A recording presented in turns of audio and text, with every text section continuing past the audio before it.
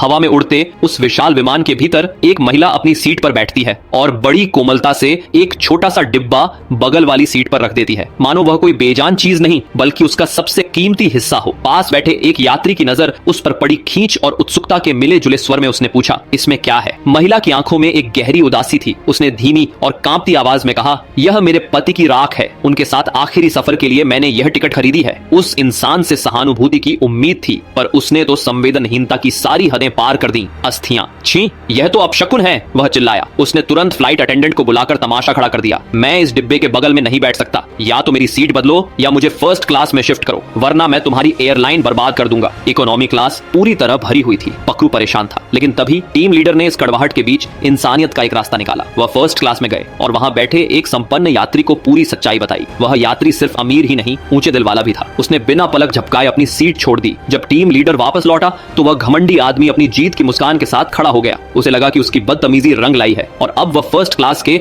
ऐशो आराम में जाएगा। लेकिन तभी लीडर की आवाज गूंजी, मैम, क्या आप और आपके पति हमारे साथ फर्स्ट क्लास में चलेंगे? वहां की एक सीट अब आपके लिए है। वह आदमी वहीं पत्थर का बुत बनकर खड़ा रह गया। पूरी फ्लाइट की नजरों के सामने अटेंडेंट उस महिला को ससम्मान आगे ले जाने लगी। तभी लोगों को पता चला कि वह डिब्बा किसी साधारण व्यक्ति का नहीं बल्कि एक जांबाज सैनिक का था, जिसने सीमा पर अपनी आखिरी सांस तक देश की रक्षा की थी। विमान के उस हिस्से में सन्नाटा छा गया। वह घमंडी आदमी अपनी सीट पर तो बैठा रहा, पर शायद पूरी उम्र के लिए अपनी नजरों में गिर गया। जबकि एक शहीद अपनी अंतिम यात्रा पर भी अपनी पत्नी को वह सम्मान दिला गया जिसका वह हकदार था।